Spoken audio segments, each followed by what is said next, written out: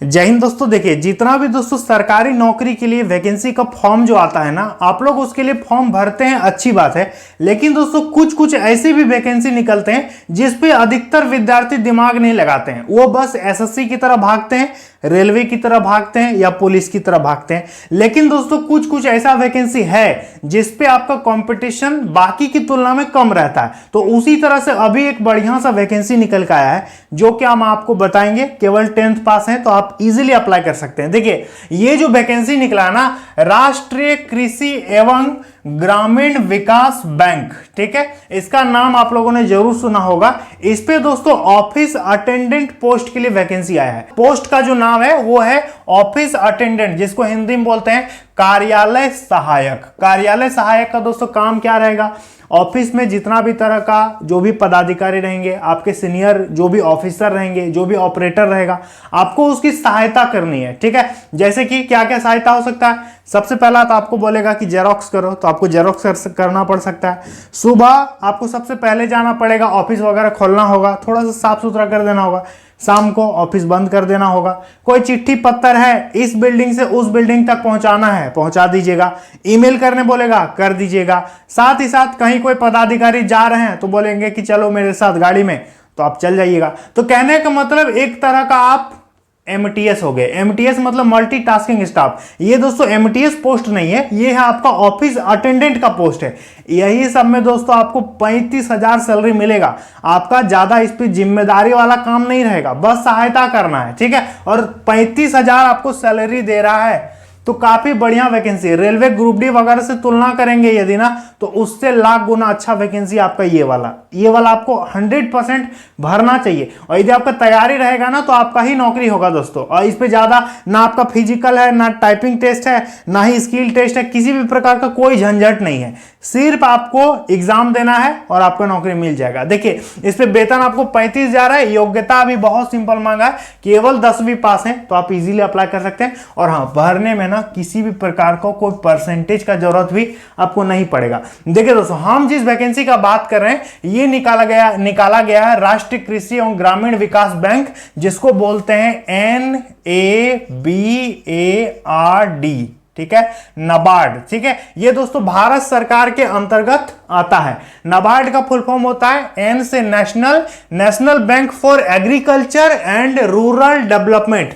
Agriculture मतलब हो गया कृषि, और रूरल डेवलपमेंट में हो गया ग्रामीण विकास। ठीक है, ये बैंक जो है यही सब काम करती है। समझ में आ गया? कृषि और ग्रामीण विकास से संबंधित काम करती है। इसी में दोस्तों ऑफिस अटेंडेंट का पोस्ट आया है। देखिए, टोटल यदि पोस्ट की बात करेंगे ना, तो पोस्ट दोस्तों थोड़ा सा कम है, लेकिन आप भरिएगा जरूर। 108 टोटल वैकेंसी है, पूरे इंडिया के लिए है। और हाँ, इसका जो सीट रहता है ना, वो स्टेट वाइज रहता है। ठीक है दोस्तों, क्या रहता है इसका पोस्ट जो है ना, वो स्टेट वाइज आपका वैकेंसी निकलता है। तो आप अपने स्टेट में भी नौकरी ले सकते हैं। सबसे बड़ा बात यह है।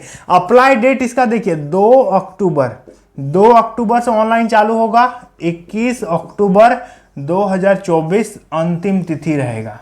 ठीक है, समझ में आ गया? तो 2 तारीख से फॉर्म भराना शुरू हो रहा है, याद करके फॉर्म को भरिएगा। देखिए, एज की बात करेंगे, इस पे उम्र सीमा कितना होना चाहिए, तो देखिए दोस्तों, उम्र सीमा आपका इस पे कम से कम 18 साल है, तो आप अप्लाई कर सकते हैं। अधिक से अधिक दोस्तों 30 साल। ठीक है, 18 से 30। यदि बात करेंगे ओबीसी को, तो 3 साल एक्स्ट्रा जोड़ दीजिए, ओबीसी का छूट मिलेगा। एससी एसटी को 5 साल का यहां पर अच्छा खासा उम्र में छूट मिल जाएगा। ठीक है, बात करेंगे फॉर्म भरने में कितना फी लग रहा है, तो देखिए फी की बात करेंगे तो इस पे आपका 450 रुपए लगेगा जनरल ओबीसी ईडब्ल्यूएस का। बाकी एससी एसटी और महिलाओं का इस पे केवल 50 रुपए पेमेंट इनको करना होगा। ठीक है, यदि बात करेंगे एग्जाम इसका कब होगा, तो देखिए दोस्तों, अभी आप फॉर्म भरिएगा। ठीक है, पूरा फॉर्म देख सकते हैं। 21 अक्टूबर तक तो फॉर्म ही चलेगा। जहां तक दोस्तों संभावना है कि दिसंबर होते होते इसका परीक्षा भी ले ले। ठीक है, दिसंबर आते आते इसका एग्जाम भी ले ले।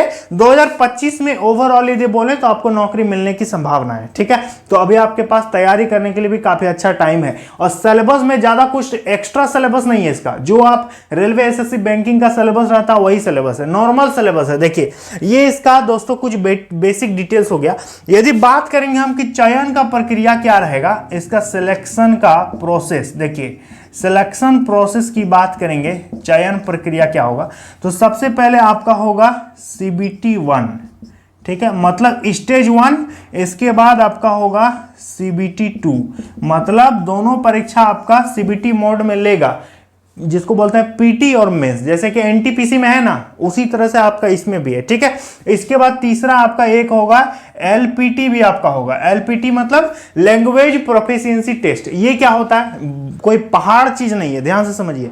ये जो है ना आपका लैंग्वेज का जांच करेगा कि जिस क्षेत्र से आप फॉर्म को डालने वाले हैं उस क्षेत्र का आपको भाषा पता है कि नहीं पता। जैसे यदि मेरा नाम मोहन है, हम भर देते हैं गुजरात से फॉर्म, ठीक है, तो मुझे गुजराती आती है कि नहीं आती है इसका टेस्ट लेगा।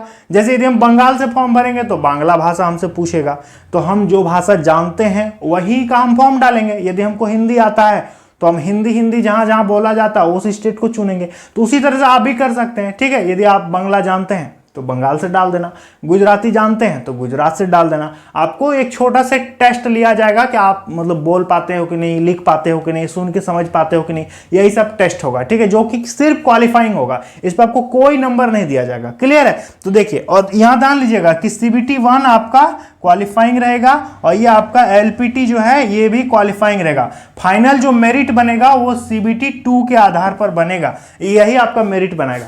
अब एग्जाम में क्वेश्चन कहां से पूछेगा, तो ध्यान से देखिएगा। CBT 1 की बात करेंगे ना, पहला परीक्षा, तो देखिए CBT 1 का सिलेबस की बात करेंगे तो देखिए दोस्तों, इस पे क्या होगा, टोटल 120 क्वेश्चन पूछता है। ठीक है, 120 नंबर, 120 क्वेश्चन, 120 अंक। क्लियर है। समय आपको इस पे कितना मिलता है, समय आपको मिलता है 90 मिनट, 90 मिनट आपको इस पे टाइम देगा। नेगेटिव मार्किंग, जी बिल्कुल नेगेटिव रहेगा, 1/4 का।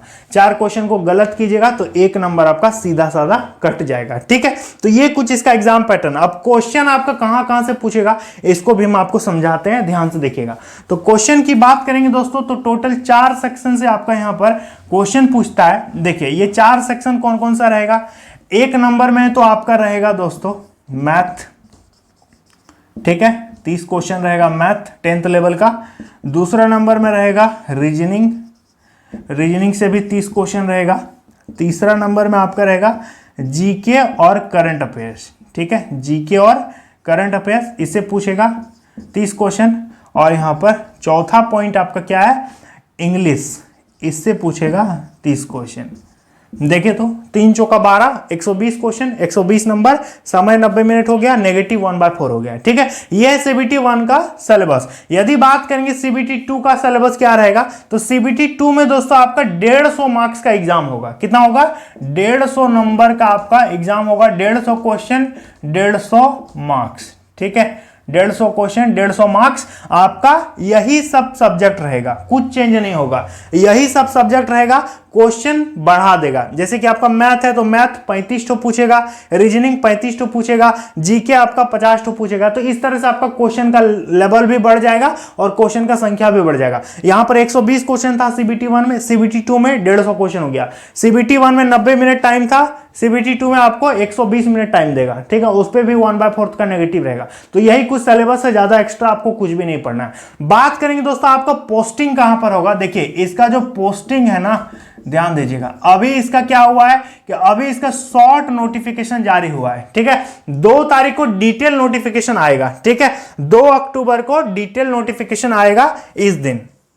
ठीक है, तो उस दिन हम आपको बढ़िया से डिटेल से बता देंगे कि इसका क्या प्रक्रिया, नहीं प्रक्रिया। तो देखिए पूरे ऑल ओवर इंडिया में नाबार्ड का क्या है, आपका ब्रांच है। नाबार्ड का जो ऑफिस है वो पूरे ऑल ओवर इंडिया में है, हर स्टेट में है। तो जहां जहां नाबार्ड का ऑफिस है वहां पर आपको पोस्टिंग हो सकता है। और हाँ, फॉर्म भरते समय आपसे पूछेगा, स्टेट का प्रेफरेंस भी पूछेगा, क्योंकि LPT भी लेना है उसको, इसलिए स्टेट का प्रेफरेंस भी पूछेगा।